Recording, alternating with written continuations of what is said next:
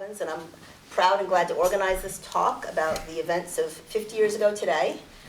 We have with us Randy Brock, James Levy, and Jason Barney, who are going to be giving our panel discussion. We're going to have a brief presentation, and then we'll be open for conversation and questions. Thank you. Okay. So I'll start off. My name is Jason Barney. I teach at Missisquoi Valley Union High School, and this is my 21st year teaching. I want to thank these two individuals because I feel like when a presentation like this is put together, I can put together a ton of historical information, but really it's about the stories of the people who had to deal with the situation 50 years ago. So I'm going to start off with just a very brief presentation that is made up of some stuff from the St. Albans Messenger and some stuff that I've put together. And then we'll open it up to the floor to Randy and Jim so that they can really tell the events as they remember them. So I also want to start off by saying that as somebody who grew up in Franklin County, I'm using this project in my classes at MVU as a method of showing a little bit of research. And I start off the conversation with my students by saying, or by asking the question, if they've ever had an uncomfortable interaction with a police officer. And I have had some uncomfortable interactions with police, but nothing that would compare to anything we're going to talk about tonight. But generally, I think we are all raised with the point of view that we should be respectful of police, that police are doing their jobs, and that police deserve a lot of credit for doing that job. But what we're going to talk about tonight is a situation that is not that, and it's a situation that deserves attention 50 years later. So, just a little background. The Paul Lawrence situation probably happens because of what's happening in the United States at the time 55 years ago. The U.S. had been involved in Vietnam since the 1960s.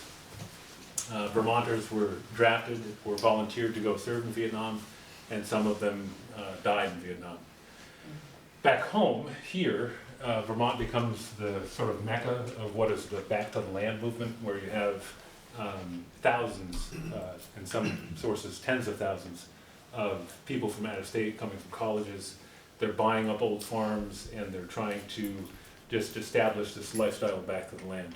And then something which has been a particular interest of mine, as you get into the 1970s, you've got about 200 communes or collectives in the backwoods of Vermont. And you do have some locals that are very friendly with these individuals, but you have other locals who are not so friendly to these individuals. So this is from the Messenger, August 24th, 1973. I would need to do a little bit more research on this, but at least in Hamilton Davis's book, the Messenger is portrayed as a paper which was kind of on the conservative side of things. And how? So the audience has prior knowledge, this is good. So this is up on Fairfield Hill. The police had found somebody growing marijuana. The Messenger thought that this was worth a nice big photo. And this actually is a photo that runs in the Messenger, and I apologize if I'm saying the name incorrectly, but in June of 1973, Diane Vaudrine had passed away. And her death was, I think, associated with a drug overdose, but there was a belief in St. Albans that the drug situation was getting really, really, really bad. Not just marijuana, that there may be other stuff out there. So one of the things which is interesting when you're doing this research, how many of you have newspapers.com accounts? You go online, use newspapers.com. The St. Albans Messengers are on there, but for the years that we wanted to research for this, they're not. So the only place that these messengers can be found are with the St. Albans Library. They have the old microfilms, and you literally have to sit in front of the big screen and scroll through each and every single one of these messengers. So the city council, Keith Campbell in particular, wanted to push back against anybody who was in Taylor Park relaxing maybe doing the counterculture thing, maybe doing the hippie thing, or maybe just lounging out in City Park. So one of their steps was to have a curfew out in Taylor Park. While this is going on, the city council is also in talks to bring a narc into the area. And Hamilton Davis talks about the possibility that the undercover officers might have spent some time at BFA at the end of the spring semester in 1973. Paul Lawrence arrives in St. Albans sometime in August of 1973, and he's probably working the streets, doing what a narc should do, but he's doing a little bit more. So you're here tonight on the 50th anniversary of what has become known as the second St. Albans raid. This is from the Messenger that night, and then this is from the Messenger what would be tomorrow 50 years ago. 26 individuals were arrested in that first drug sweep. I think several more are arrested shortly after that. And the tragedy of the Paul Lawrence saga is that each and every single one of these individuals, by the way, I do use this photo in my classroom because I think it's kind of neat for students to see some of these locations. This is sandcastles, which are literally, you guys wanted to go on a field trip, we could go outside and sandcastles would have been right there. Tuners Bar is the other location that is hit. I don't have any photos of Tuners. I would love to locate exactly where Tuners were. I'm sure some people in the audience may know exactly where Tuners was. Chamber of Commerce. Yeah, Right around the that's corner. it, yeah. It was right there. Chamber of Commerce. is Which It was right Next in to the the same bank. place where the Chamber of Commerce was. The other half was a Thompson Hotel. Okay. So the Messenger was great so when photos like these run, there's usually 4 or 5 photos, 6 or 7 photos that were not published. And I reached out to the Messenger and I want to give them credit. They provided some of the photos that they decided not to use. So these would be some of the individuals, some of the 26 individuals who are on their way to the old courthouse. And I guess the point, if I haven't made it already, Paul Lawrence basically set all these people up. They may have been pot smokers, they may have been doing a little bit of weed here and there, but he accused each and every one of these individuals with selling heroin, selling cocaine, MDA, and basically falsified all of his police reports. It does not end with these 27 individuals. So this is also statewide news, by the way. The rest of the Paul Lawrence affair plays out over the next couple of months. So these are the individuals who were arrested that first night. I showed this list to my students. It's public information. I don't know if any of these individuals are still in the area. I would love to meet some of them. I understand some of them moved out of the area, and I think we're going to talk about the fate of 1 or 2 others. A number of them are dead as well. Yeah, I think there were, Jim, you said there were 2 suicides involved? Yeah, but that was within several years of 1973. Now, who knows? So it doesn't end. The court process goes forward. Jim and Randy get involved, but then in December of 1973, there are 9 more arrests here in St. Albans. So you've got the original 26, and Paul Lawrence is still doing his thing. And I'll go so far as to say, as Paul Lawrence is still doing his thing, as these individuals' faces are being plastered in the press, Franklin County is probably behind the effort. They don't know that these people are being set up, but I grew up in Franklin County, and maybe this is just a bias that I have. I would imagine that a lot of our families, a lot of our friends, a lot of our neighbors may have believed Paul Lawrence, may have thought that this was what was actually going on.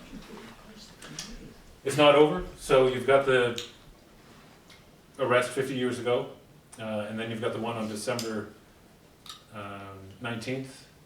The Messenger, again, was nice enough to provide photos of when these individuals are being on their way up to the old courthouse.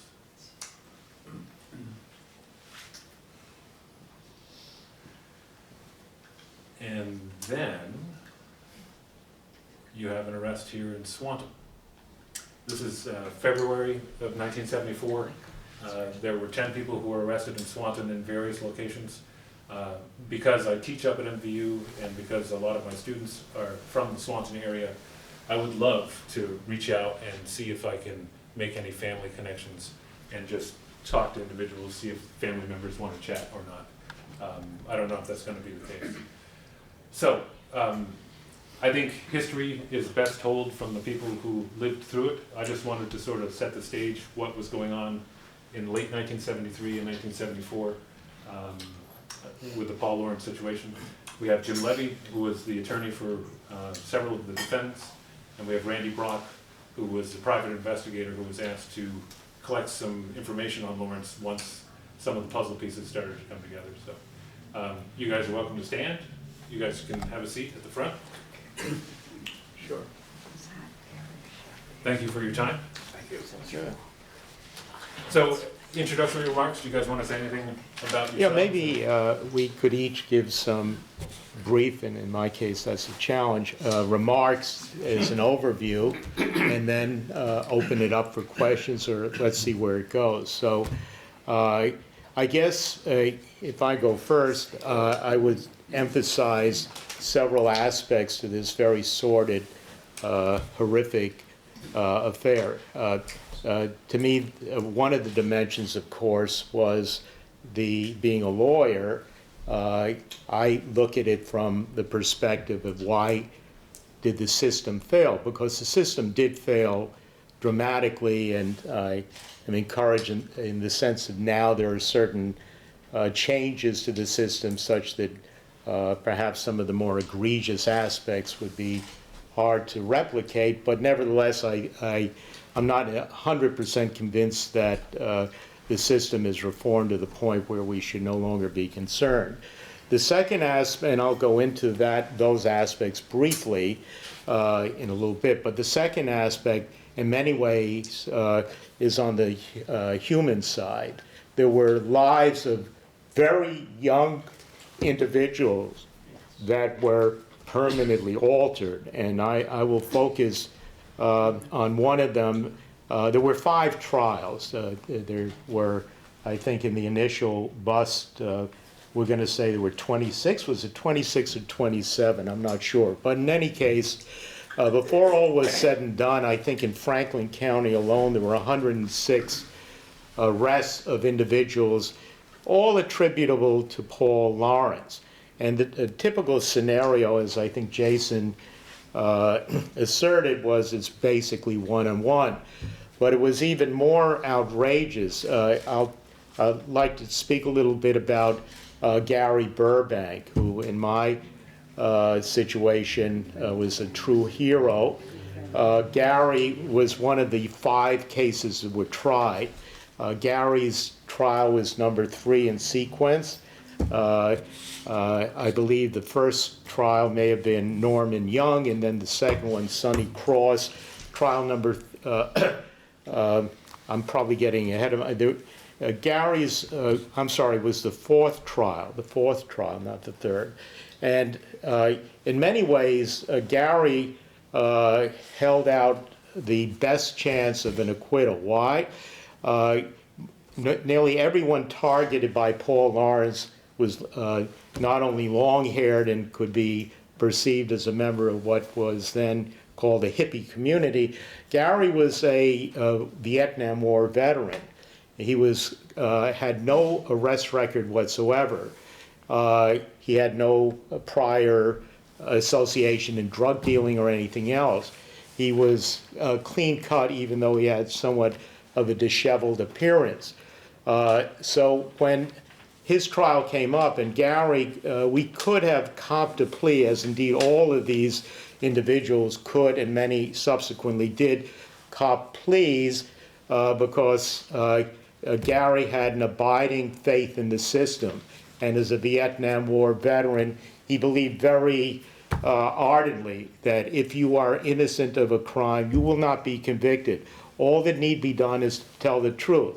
I was a relatively young, naive lawyer at that point in time. I was in my I was 30 years old, perhaps. I am a New York native, and I had emigrated to New York, from New York to St. Albans, and I actually, before I was admitted to the bar, I was city grand juror, which at that time meant that I had 2 criminal prosecutions before I was ever admitted to the bar. And I had great faith in the system. That's what they taught you at Columbia Law School, that there are checks and balances, that the system works well. And we all know that's not the case. So Gary felt very strongly that we had to fight these charges. So it's one thing when you fight the charges when the system is working.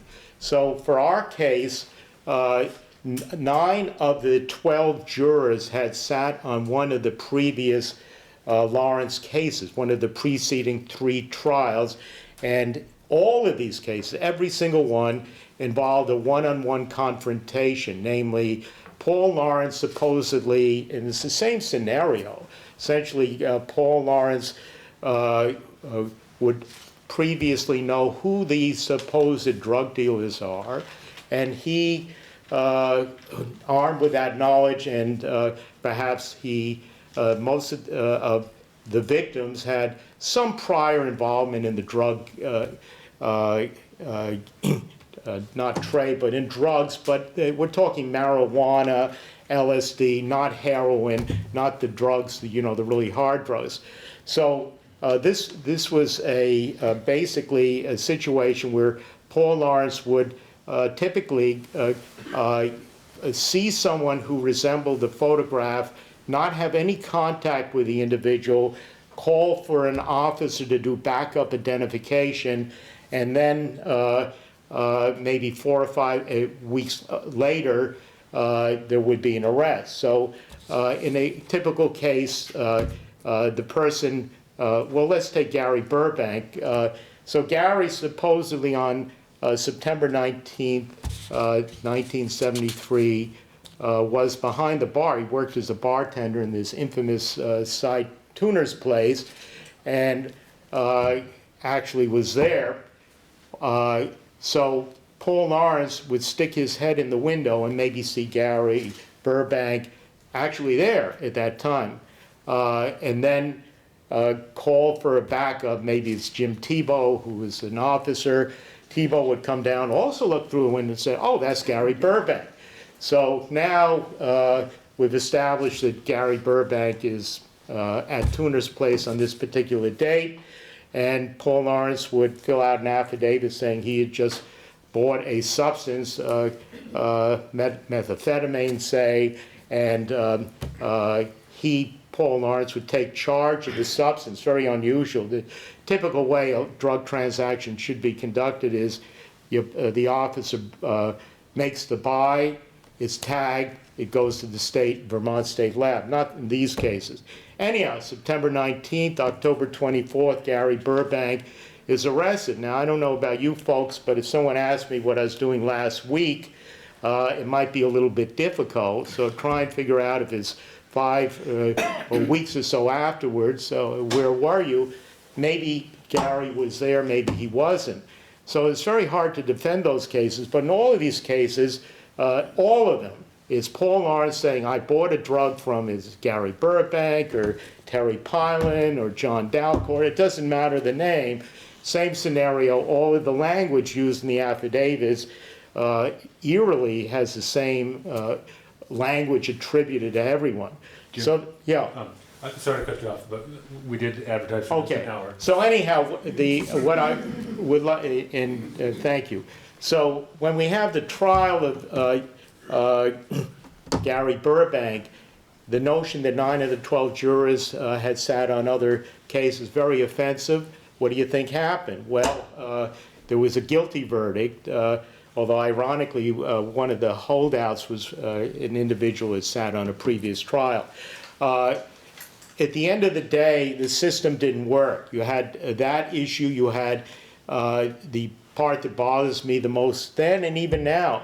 I'm an officer of the court as a defense attorney. A prosecutor is an officer of the court. It means that your paramount obligation is to the system, and when you're aware of things that are wrong, you have an obligation to make it right. I think Randy will talk about the information that was made available to these prosecutors. Prosecutors didn't care.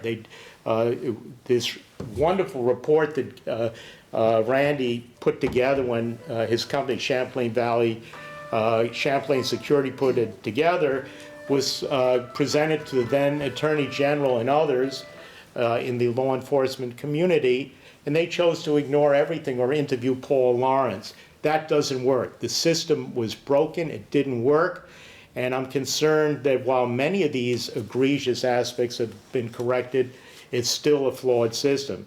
I'll close by saying Gary Burbank typifies the tragedy that was endemic to this whole event.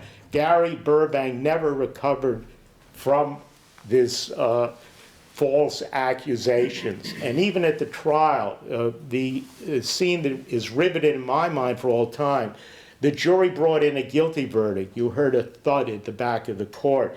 It was Gary's mother who was in convulsions crying, and Gary said, "May I be excused from counsel table to take care of my mother?" Gary never recovered from that, even though he was vindicated on the record. And he died as a homeless street person in Burlington, Vermont, maybe 7 or 8 years thereafter. But the pain inflicted on people is just incalculable, and that's one of the real tragedies. And I guess the third tragedy, just seeing in the lead up to today, is that just like September 11th, what happened 50 years ago, or might have happened September 11th, is a total mystery to the youth of our area and many others. And I'm very saddened by that. Even our local media, the St. Albans Messenger, is more concerned with tattoo festivals than delving into something like this. So I've said enough, and I apologize for being a little over the top here, and take it over, sir. Thank you. And it's a great turnout tonight. I'm glad to see so many people interested in an historic event that may not be a pleasant event as far as the history of our community is. As I go back to that time, 1973, when all this started, I had, at that point, I was living in Addison County. I was living in Middlebury, and I had graduated from Middlebury College a number of years before, some years before, and I was commissioned in the Army as a military police officer. I served in a variety of roles as a police operations officer, a criminal investigations officer, a number of other things, and I served in Vietnam. Came back from Vietnam and went to one of my favorite places, Fort Dix, New Jersey. And again, one of the interesting things about Fort Dix in connection with this case is Paul Lawrence in 1966 went through his basic training and the beginnings of his advanced individual or advanced infantry training at Fort Dix, New Jersey. And 4 years after that, I was the military police operations officer as an Army MP captain at Fort Dix.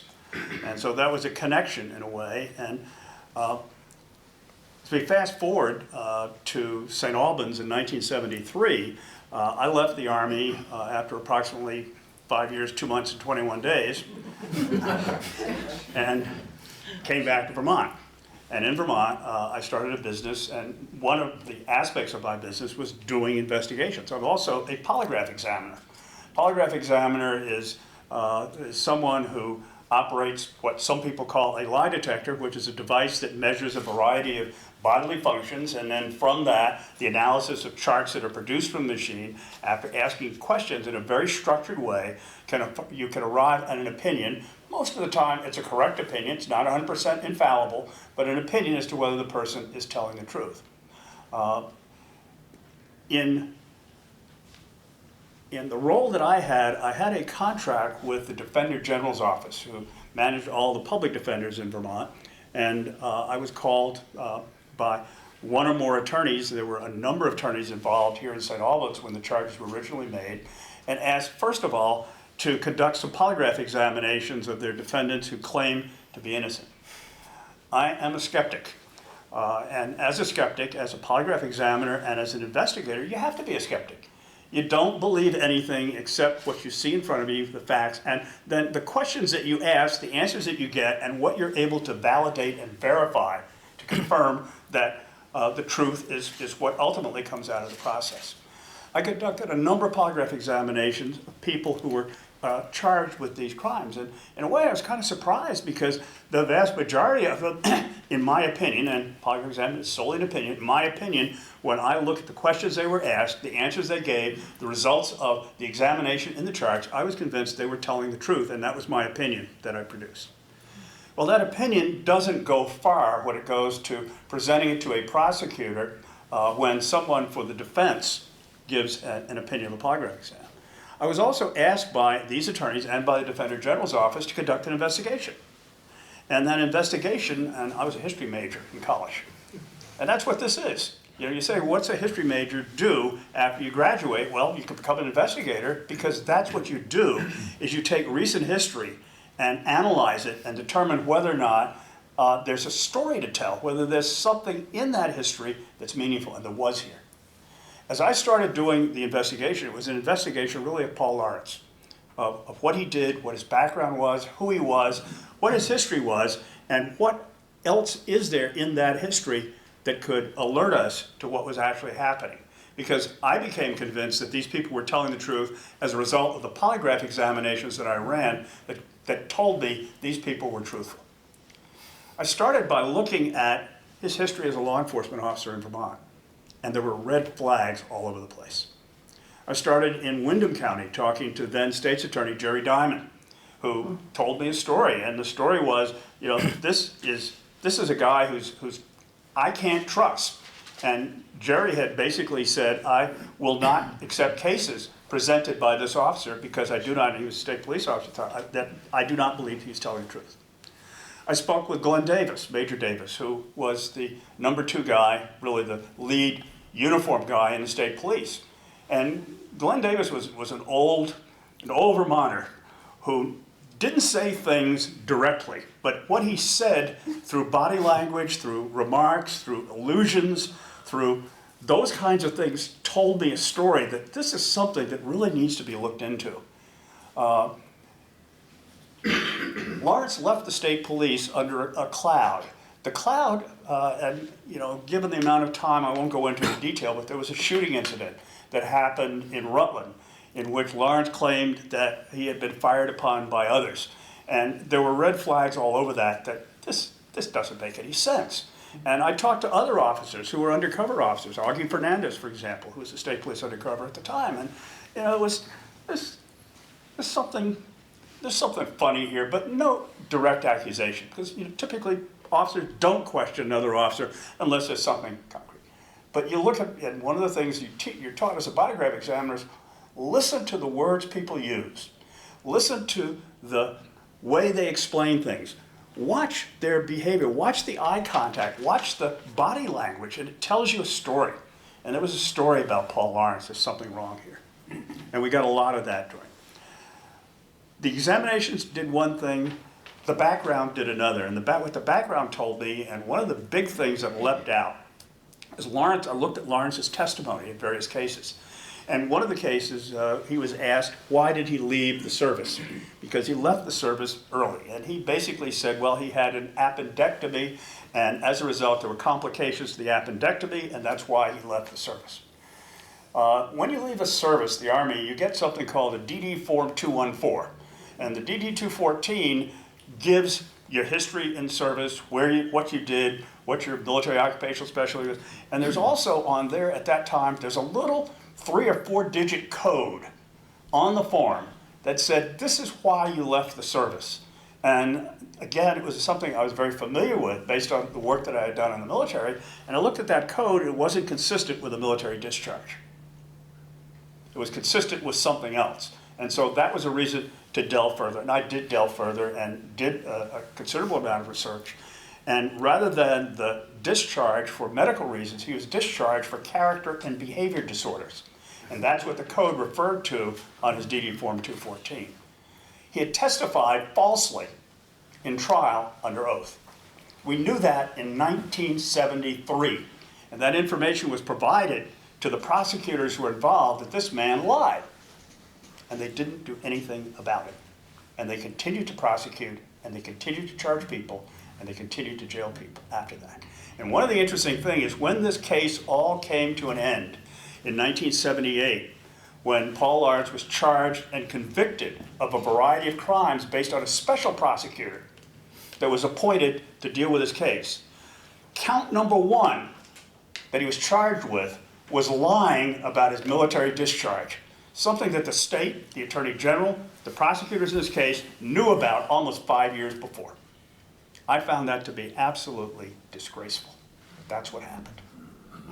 It's a story. In doing the investigation, I talked to lots of people who were charged, people who were witnesses to the charges. And again, I kept finding events in which Lawrence was supposed to be at a certain place making a drug buy at a certain time, and it was inconsistent with what other witnesses were saying, where the defendant was, and so on. In one case, it was very obvious that an individual said, you know, hey, I was in a car and I got picked up with a guy with a mustache who had long hair, and we talked about drugs and we drove over from here to there. It was entirely consistent with the narrative in one of his statements.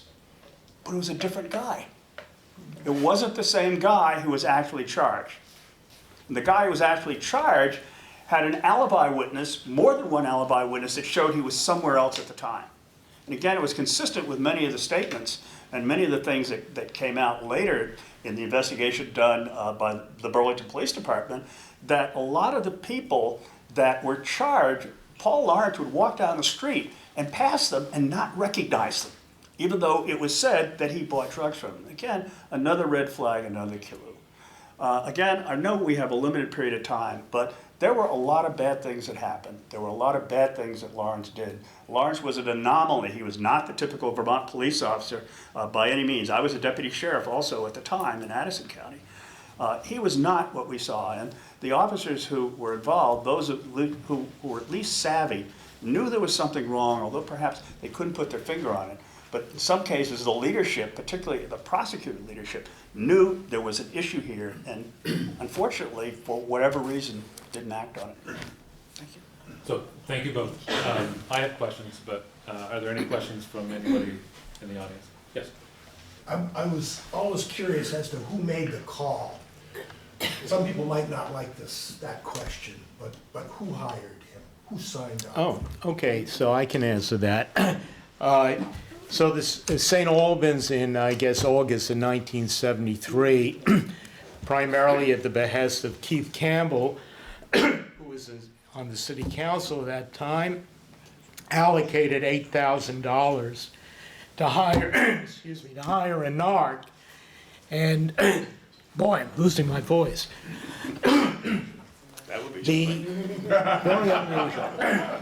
The chief of police at that time, Min Hebert, thank you, Min Hebert,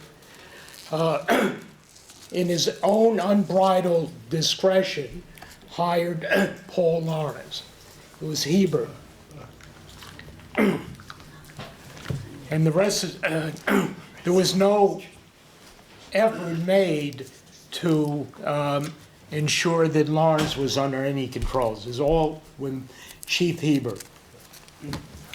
Let me just add one thing also to this history of who did the right thing and who didn't. I don't want to minimize the fact that there were prosecutors in Vermont who knew something was wrong, and maybe they didn't have the complete evidence. They knew something was wrong, and they treated Paul Lawrence as a leper. Jerry Diamond in Windham County did one. John Detman, who was the prosecutor in Addison County, because after he left the state police, he went and subsequently became chief of police in Virgins. And John also wouldn't take his cases because he just knew there was something wrong and so on. So there were people who did act and do the right thing. Another question? Well, just a sort of interesting, the tie-in between Toomer's Place and Keith Campbell was that Keith Campbell had a real estate office that was right next door to Toomer's Place. And I was familiar with Keith Campbell and knew he hated all those effing hippies that were hanging out. And I was right close on the edge, but I had parental friendship with Keith. But I came close to being one of the people on that list. Very close. Yeah. Would you mind talking about that? The list? Or your experience where you feared that you actually might have had contact with Lawrence, or? I hung out with every single person on that list, plus most of the other people. And I remember when this happened, I actually happened to be up in Johnson the morning that it happened, up at school. Found out it had happened, but years later found out that I had been on that list. And that Keith's partner, John Finn, who was a former sheriff, and a very good friend of my father, heard my name was on the list and said, leave him the fuck alone, or come through me. I didn't find out about that until years after that had happened. And I thanked John one day, and John almost started crying, and he said, I wish I could have done it for everybody. Now, maybe that was a bit in retrospect, I'm not sure exactly where John's allegiance lied at the time with everybody, but he saved my ass. You know, but I remembered Gary dying. Yeah, I can relate another episode. There's an individual, I guess I can mention his name, Tyrone Shaw, who hung out with Otto Kramer, who was one of the prime suspects, or he's the main culprit. And Tyrone always believed that it was imminent. He was going to be arrested. But he was afraid to leave because if he left, that would be an admission. So it was prevalent. It's a common story. Thank you for sharing that. Any other questions? Yeah. Richard? Did local prosecutors, when the affair, became unraveled, what was the reaction from the local prosecutors? Did they pay any price for this? Okay, so one of the most disturbing aspects is, as I alluded to, we're all officers of the court. Mike McGinn was initially the state's attorney. His attitude was that Randy's 30-page Champlain Security Systems report was just puff. It all could be explained. He also had the help of Bill Keefe from the Attorney General's office. Bill Keefe was a real pit bull and had no concern about seeing justice done. His objective was to rubber stamp the police in any situation. What did the police do with this one? What did the prosecutors do? They interviewed Paul Lawrence. I sat down with him, showed him the 30-page report, and Paul Lawrence, he was a pathological liar, and very calmly could come up with a scenario. I'll give you one example of how smoothly Paul Lawrence was.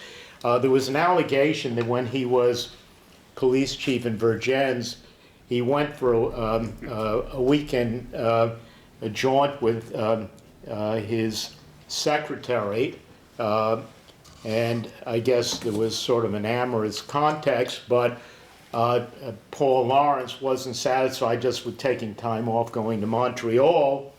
He put together a report indicating that this woman was in potential suspect in the drug activity, and he, Lawrence, had to be a part of this. He took Vergennes' money to finance this tryst as well. So anyone with that type of facility, so if confronted with that, he said, sure, I took this woman up. I was in Montreal, but it was all part of a legitimate drug investigation. So when you have someone like that, and you're reviewing a 30-page report with all these details, the individual, Paul Lawrence, could very easily and conveniently just go through it. And Paul Lawrence was one of those rare individuals that when confronted with the opportunity to tell the truth and tell a lie, where the truth actually would further his position, instinctively he would want to tell the lie, and very comfortably. I'm convinced, and Randy, maybe you would have a comment, that if he had ever submitted to a polygraph test, he might have passed it. Well, I do know in that particular case of the young woman who was the secretary, I did interview her at length and got considerable amount of detail of what they did and where they went and what they talked about and so on. And it was one of the things that was reported, but again, it was one of the things that was ignored.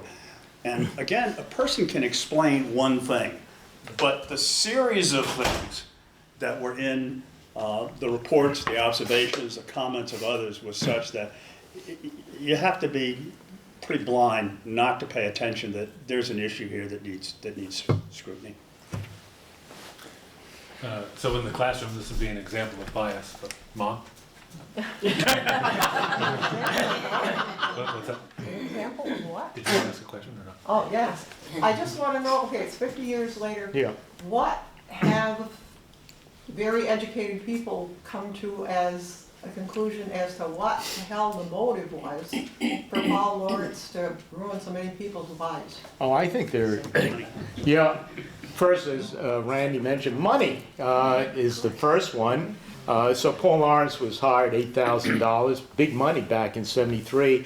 I think he also had over close to $13,000 of drug buy money from the city of St. Albans over just a several month period of time.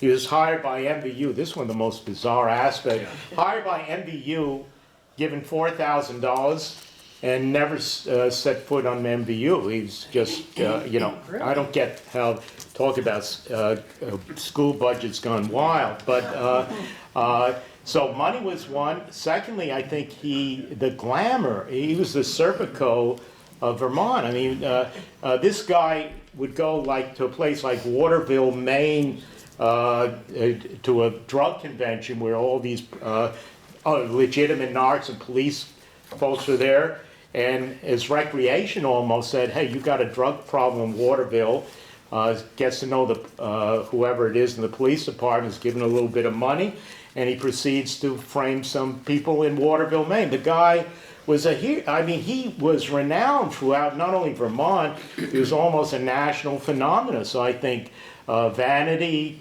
the Serpico mystique, and money, well, I mean, what more do you want? Question? Can you talk a little bit about the sting operation where you got caught? Another book right there. We could write a book about it, but it's very interesting. So Pat Leahy was the state's attorney at that time, and Frank Murray was his assistant. Anyhow, Pat Leahy had suspicions from the get-go, but Frank Murray was really the driving force. Anyhow, Pat Leahy was very active in the National Association of District Attorneys, and one of his friends was Eugene Gold, who was the district attorney in Brooklyn, New York. And I can envision what the conversation went like, although I think it was Frank Murray who made the call. Hey, Gene, do you have any real narc down in New York City, a real police officer? And sure enough, they did.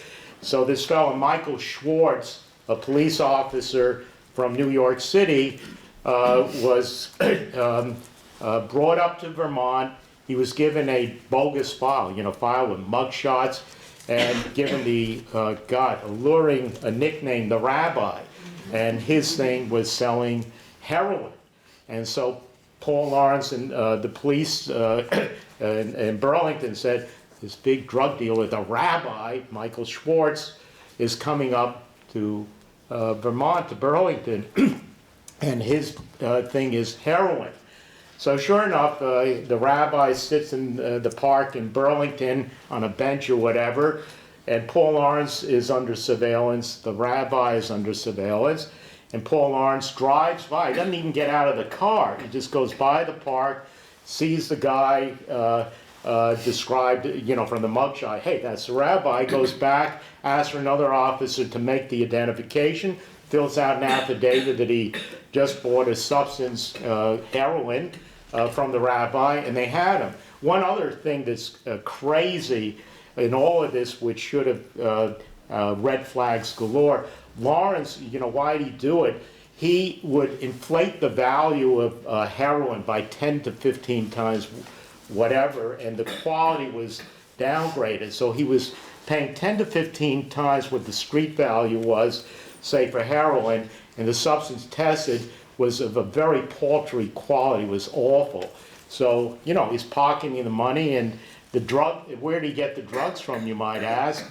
Came from a buddy of Lawrence's by the name of Martin Horan, who was with the New York State Police Lab, and I guess at one point Horan had given Lawrence this drug testing kit to go to high schools and show kids, or for whatever reason, and Lawrence was taking drugs from that kit, watering them down and circulating them, and he would bring the samples or the buys, the quote buys, to his buddy Martin Horan in New York, and that's where the testing was done. None of these drugs were tested in Vermont by the Vermont State Lab. Did you have a question? Could we just add to that Oh, a sorry. little bit in terms of how this came about? It wasn't that Frank Murray or Pat Leahy had a vision that Lawrence was bad. It started with street detectives in Burlington. Right. Specifically Kevin Bradley, who was a young detective. He was in his mid-20s at that point. He was partnered with Lawrence, who was sort of a god at that point in terms of undercover operations. And Bradley wanted to learn, you know, gee, how does he do it? How does he make all these buys and busts? And there came a point in time when they were working together for so long, and Bradley never saw any busts being made. It was always a case in which they would split up for the day, Bradley would go home, and 5 minutes later, Lawrence would report, hey, I just made a buy in City Hall Park and so on. But he never saw the buys. And there came a point where this happened so often that he started talking to his fellow officers, like Dave DeMag, who was also an undercover officer in fact, DeMag went to St. Albans when Lawrence went to Burlington at that point, you know, with trade-off. But it was always a case in which those officers who were legitimate buyers, undercover buyers, would make one or two, if any, buys, but Lawrence would make one after another, and they got suspicious. Particularly Bradley got suspicious, and Bradley was the one who went to Murray, and ultimately the word got to Pat Leahy that there's something wrong here, and we need to try to figure out what's happening. And so they set him up with the rabbi who came in, and DeMag and Bradley were sitting across the street from City Hall Park, up above with binoculars so they could see exactly what was happening. And they saw that buy, that Lawrence made no contact with the rabbi, made no buy from him whatsoever, but then came and reported that he had done so. They got him at that point. I just wanted to comment that I think part of the reason that the red flags were overlooked was that there was this climate of fear in the community that, I mean, there were headlines, I mean, I remember hearing about them, I don't remember seeing them because I was in college, but that the, you know, the hordes of hippies were going to come over French Hill, and they were taking over the park, and they were taking over the community, and people were fearful. So the you know, the good self-righteous people, like, well, maybe they didn't buy that heroin, but, you know, they got their hair long and they look bad, and even if they didn't that time, they probably did this other time. So you had the judge, you had the police, you had the state's attorney. There was sort of just this, I want to call it like a gentleman's agreement that, well, we're going to get them. And it was a very bad thing, a very bad climate of fear. And I was a young law student at the time, and I remember coming back in the summer, and I was told by Bob Fair, who was one of the first full-time public defenders, I had my sandwich, I was going to eat it in the park, and was told, don't go to the park and don't eat your sandwich there because there's this narc, and he's going to say that you sold him drugs. So I thought, oh, okay, I'll eat it in my car. It's like, and you know, then there was a lot of work in the legal community. I was clerk the next summer, working on all these motions to overturn these convictions, because everybody got convicted. And many people pled out because they knew they were gonna get convicted, and at least it might reduce their sentence or something. So it was, you know, it really ruined a lot of lives. Sure did. I wanted to say, Otto got kicked out of the state, did he not? No, what happened was, I believe that a plea agreement was negotiated, this after the 5th trial, and, you know, everyone's going to be convicted. And the terms of the agreement were such that he was placed on probation, I believe, but he had to leave the state of Vermont within 72 hours. I mean, you never see agreements like that, crazy. Didn't you have him on your show, on your cable show once? I might have, yeah, in the old days. I saw that, and Yeah. I'm watching it at my house, and I'm thinking, he's still with the PTSD here. He's Oh, yeah. Oh, he's look. still working with this A lot of people on a daily basis. Absolutely. I wasn't necessarily shocked. I was saddened when I saw it. Well, it is. He was a good buddy. He was a good buddy. He was a good man. He's no longer with us, but Noato actually wrote a manuscript about this, but he never recovered from the trauma. And it is a traumatic thing. If you're innocent and you're convicted and no one believes you, and there are untold tragedies, personal tragedies of individuals whose parents and grandparents were ostracized because of the supposed evils done by their kids. It was a horrific thing. Give one other anecdote about how absurd this whole era was. One of my clients, who was totally innocent of the charges brought by Lawrence, a few years later actually was dealing drugs, goes into court, pleads not guilty. The same judge, Carl Gregg, this time around releases him on his own recognizance. He walks out of the courtroom, and in the presence of Roland Keenan, the then sheriff, and others, kind of scratches his head. I'll never understand that drug. When as guilty as heck, he releases me on my own recognizance, and when I'm totally innocent, he throws me in the slammer. I mean, what better testimony to the veracity of this whole situation. Question up front. I was just going to throw out a couple comments. I was one of those hippies back in the day, and I had only been in the bar a couple times before the raid came. But, you know, many people on those lists were not great pals, but we partied together and one thing and another, including Otto.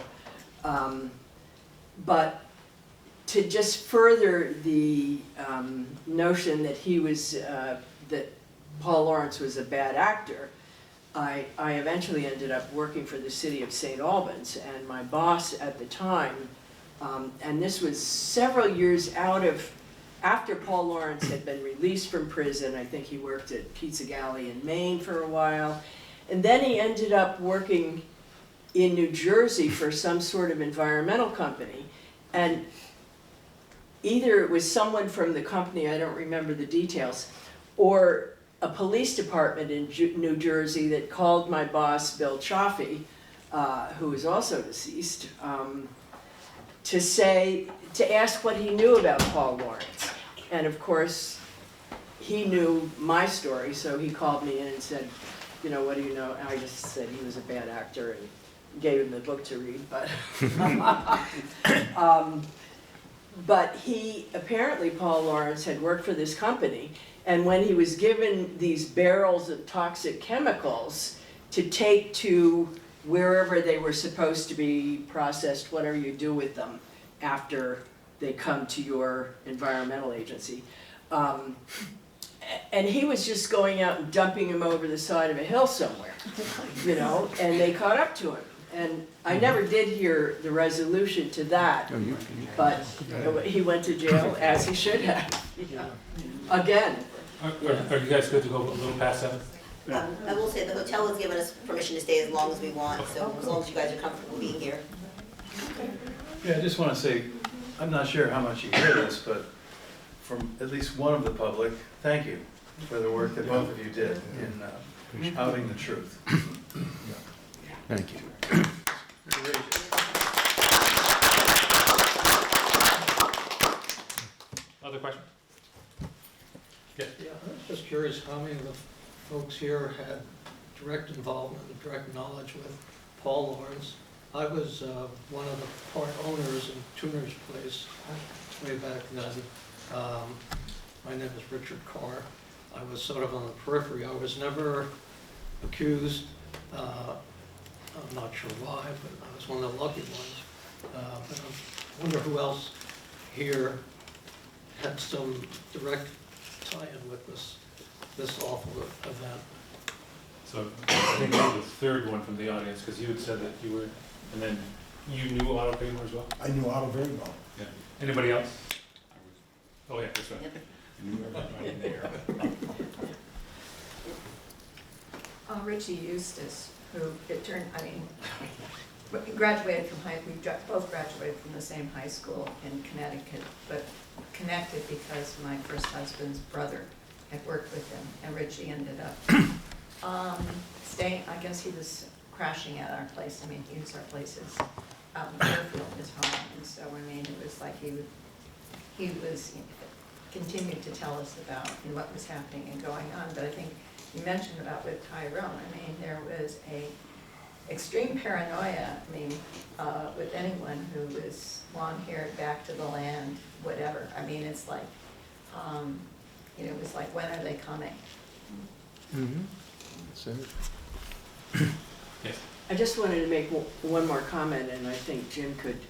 We haven't talked at all about the fact that after Paul Lawrence was busted by the rabbi, all the charges against many of these individuals were reversed or whatever, and they were pardoned by Governor Salmon, wasn't it?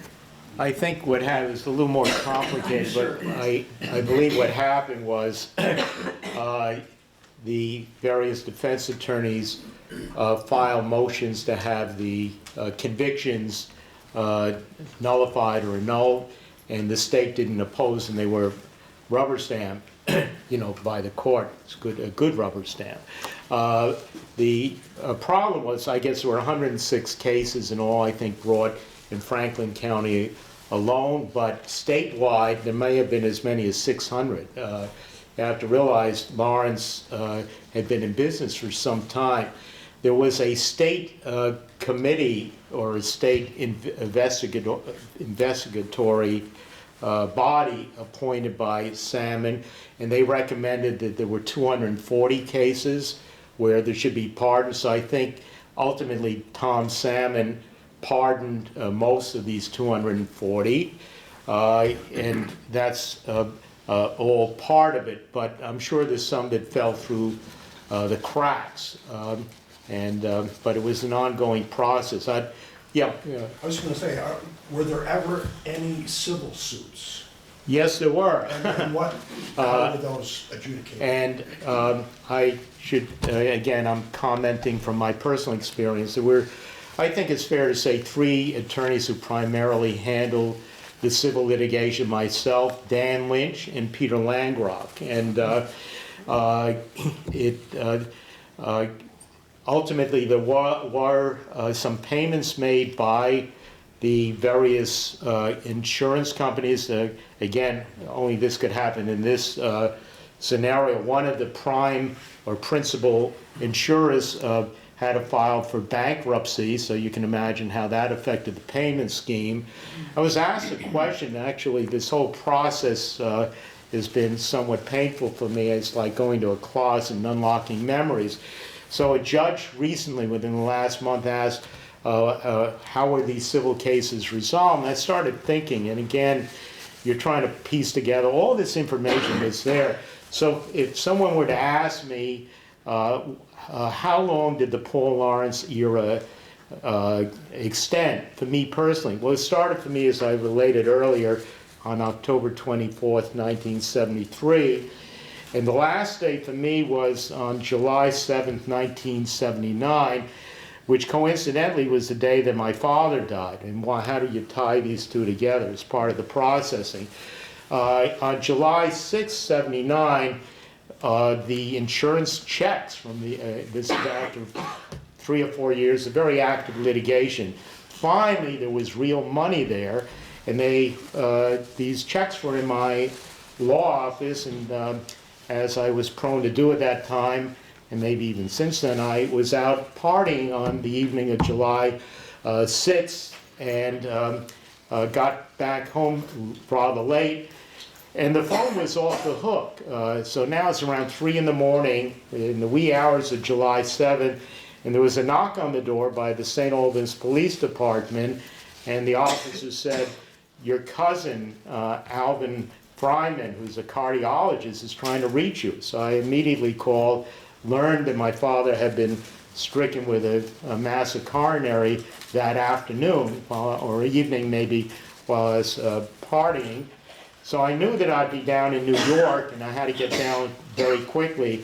So it's now around 4 in the morning. I went to my law office and actually wrote checks to my individual clients, realizing that I would be gone for maybe several weeks even, and I didn't want to delay the process of their being compensated. That had enough agony. So I signed the checks, wrote them out, and made the first flight down to New York City.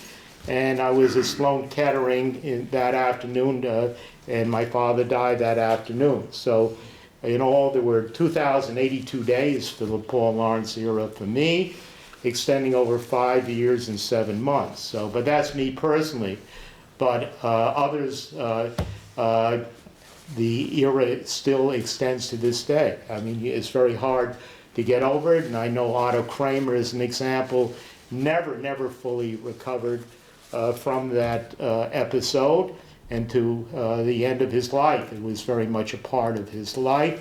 I know Gary Burbank, who we related to earlier. It was, to me, very sad. And before he died, as I mentioned, as a homeless person in Burlington, I hired him to do some work for me, and you could tell his mind just wasn't right, and he couldn't line up boards correctly, and he was suffering real psychic pain. And those are examples, and others to this day, I'm sure, the ones who have survived and are still with us, they haven't recovered. It's very hard to do that when you are innocent. And but anyhow, in answer to the question, lawyers like to make long, convoluted excursions in their responses. There were civil suits. We didn't get all the money we should have obtained. A lot of that was due to the fact that, as I mentioned, there was some problems with the principal insurer. But beyond that, limited immunity, so forth and so forth. But there was money paid, but not enough.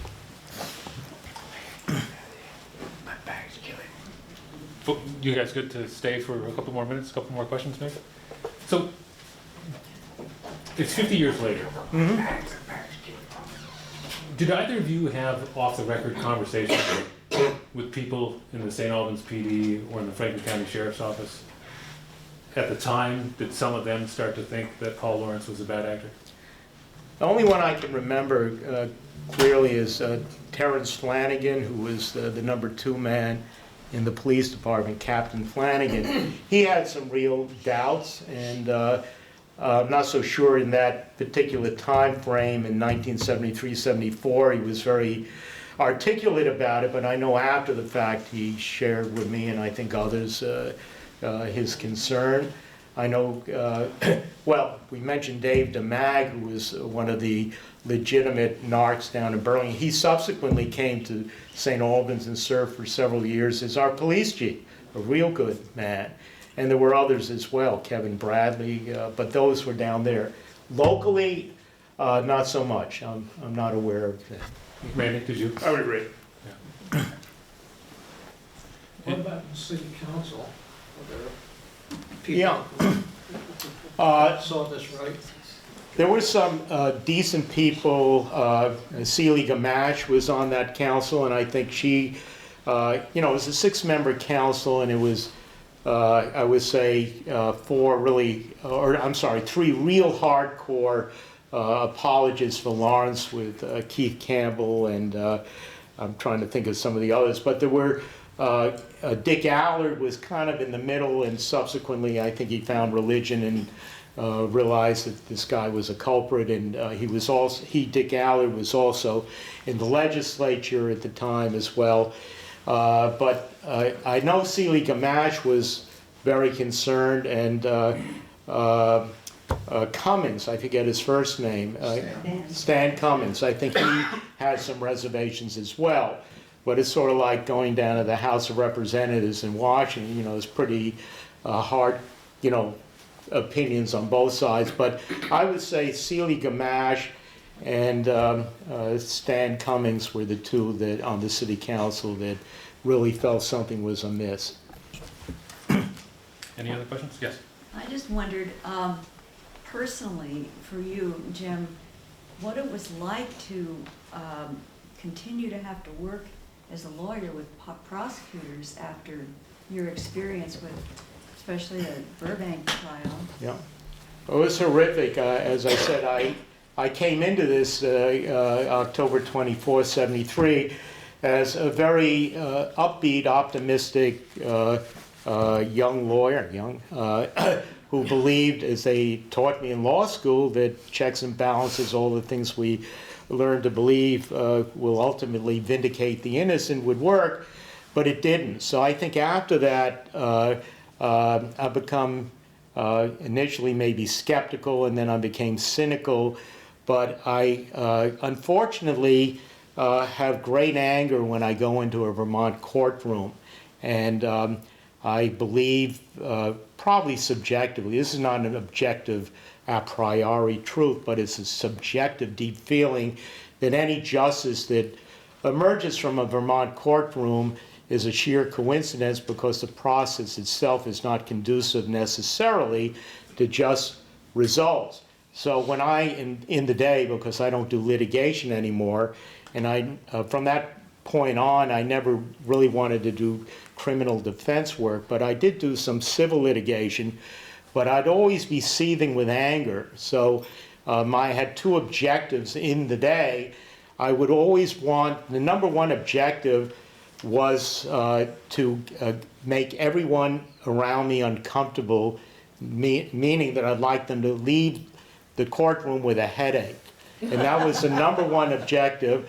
And secondarily, I'd like to win because I'm a competitive individual.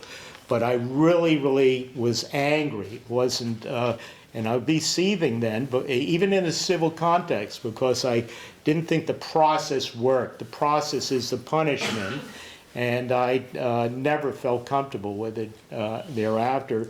So I guess lastly I would say, and shut me off at any time, I would say from the mid-1980s on, I actively looked to get into other fields out of law, and I succeeded in one. I actually organized a company in hockey facial shield protection, a company called iTech. We did very well.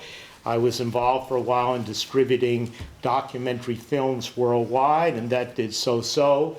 And I was involved with a company based in London, Global Healthcare. But I never really felt comfortable in law again, although I was, quote, a full-time, close quote, lawyer. So that's the answer to that. Any other questions? So before we wrap up, I just want to say, those of you who lived through the era and have come tonight and shared your stories as well and talked with us,